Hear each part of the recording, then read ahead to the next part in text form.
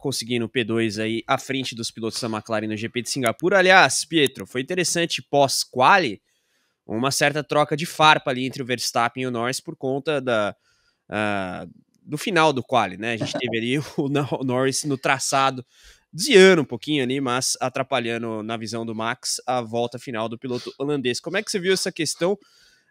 Eu acho interessante vê-los juntos no pódio. Depois uma mini treta, o próprio Max falou que o Norris fez algo que ele faria ao dizer que a Red Bull é assim mesmo, que eles reclamam Sempre bastante. reclamam.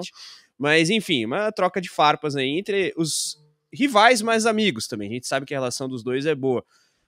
Mas sempre tem ali um elemento de picância, digamos, o que o Piastri não entrega de, digamos, reclamação, exceto hoje, o Norris e o Verstappen entregaram na classificação ontem, Pietro.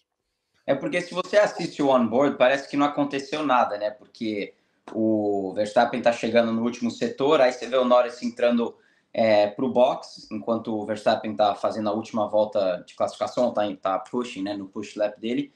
E você acha que não acontece nada, mas o que ele tá reclamando é porque o Norris ficou na frente por algumas curvas, pode ser que ele tá 5, 6 segundos na frente, mas aquilo vai criando turbulência no ar, né? Então, o seu carro acaba pegando esse ar sujo numa volta de classificação, quando você está no limite, e isso não ajuda a performance do carro. Então, ele reclamou por isso. Mas também, classificação, circuito de rua, não tem como ele simplesmente só desaparecer, né? Quando ele está fazendo o win lap dele e parando depois da classificação. Então, eu acho que é normal. Eu acho que o Norris não fez nada de errado, mas eu entendo o Verstappen, a frustração dele é pelo ar sujo que ele pegou do carro do Norris na volta rápida dele na classificação.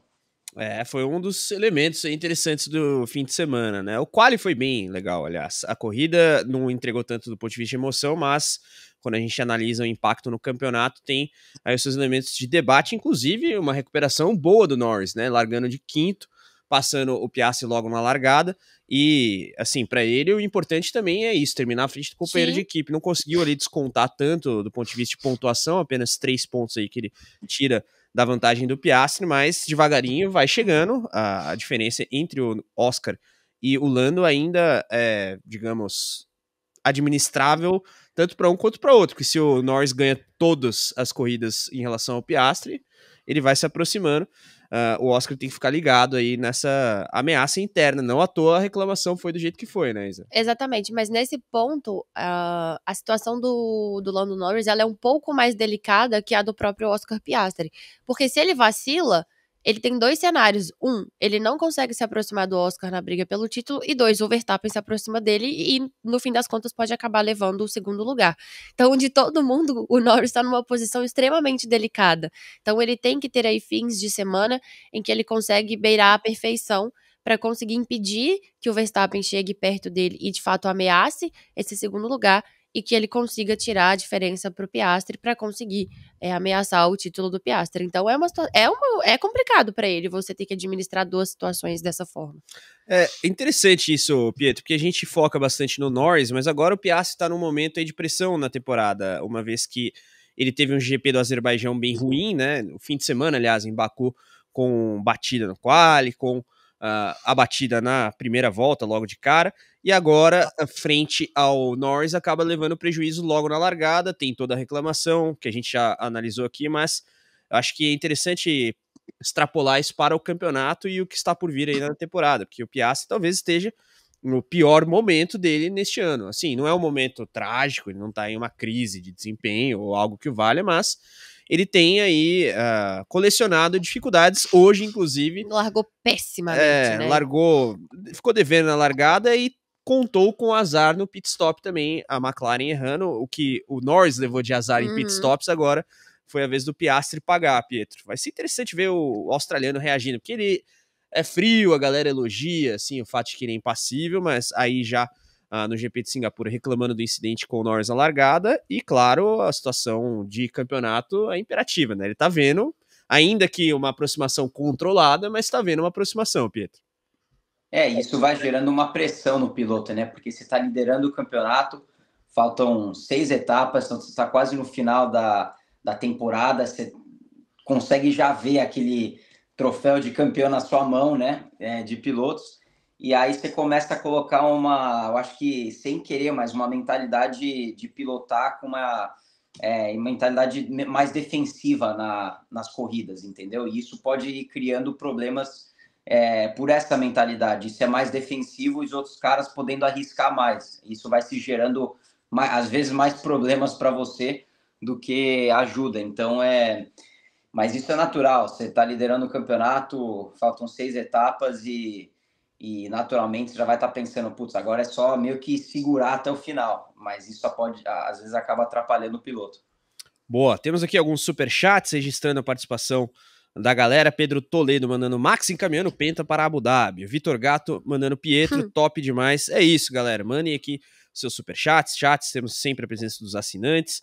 Conosco hoje, Pietro Fittipaldi nos dando aqui o privilégio do tempo dele para debater a Fórmula 1 e GP de Singapura.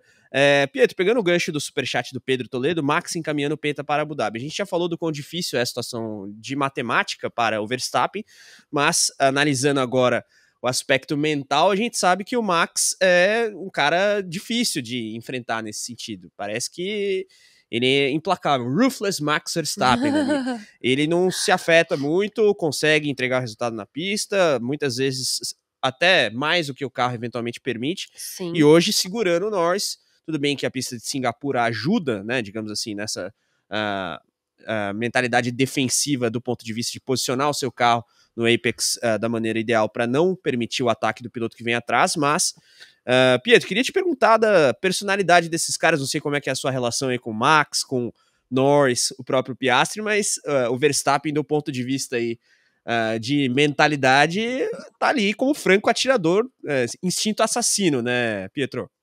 100%, ele não tem nada a perder, entendeu? Ele já ganhou, quantos campeonatos ele já ganhou? 4 campeonatos, né? Isso. Então, para ele agora, ele está com um carro que todo mundo sabe que não é um carro para ganhar o campeonato nessa temporada, então ele está sem essa pressão de fora e também toda a pressão está na McLaren, que eles têm o melhor carro, tem os pilotos que estão na frente, então para ele é arriscar 100% até o final e se não dá certo, tudo bem, vamos focar na próxima temporada. Essa mentalidade dele, na minha opinião, ele sempre foi agressivo assim, entendeu? Ele nunca foi um piloto que começa a ter essa mentalidade de ser mais defensivo, proteger os pontos. Ele sempre foi full attack. Pietro, você tem relação pessoal com esses três aí? Como é que é seu tete-a-tete com eles? Então, o Norris, ele, entre o meu irmão, que é o Enzo, ele é 5 anos mais novo do que eu. O Norris está no meio, então eu nunca acabei correndo com ele. O Piastri tem a mesma idade que o Enzo. E no primeiro treino que o Enzo fez de Fórmula 4 foi na Inglaterra, numa pista que se chama Rockingham, que é um oval. Uhum. Eu acho que eles tinham feito aquela pista para a Fórmula Indy, mas correram só uma vez, eu nem sei se correram, mas é um oval na Inglaterra, e aquele oval você tem um circuito misto por dentro. Então o Enzo foi fazer o primeiro treino de Fórmula 4 inglesa, foi 2015, eu acredito, 2015, 2016. Foi com um time que era um time inglês, que era do irmão do Christian Horner, que era Arden Motorsport. Então o Enzo foi fazer o primeiro teste dele lá, e também quem estava treinando lá no mesmo time era o Oscar Piastri. E aí eu lembro que ele e o Enzo estavam andando muito bem, e desde lá eu lembrei do nome dele, aí eu fui acompanhando, e claro, agora ele está para ganhar um campeonato na Fórmula 1. E aí o Verstappen também não, porque ele sempre, quando eu fui para a Fórmula 3, ele já tinha ido direto para a Fórmula 1, então realmente eu não tenho muita relação com eles. Eu tenho mais relação com o George Russell, que eu corria, o Alex Albon. Esses são os caras mais da minha geração. O Russell é resenha, Pietro?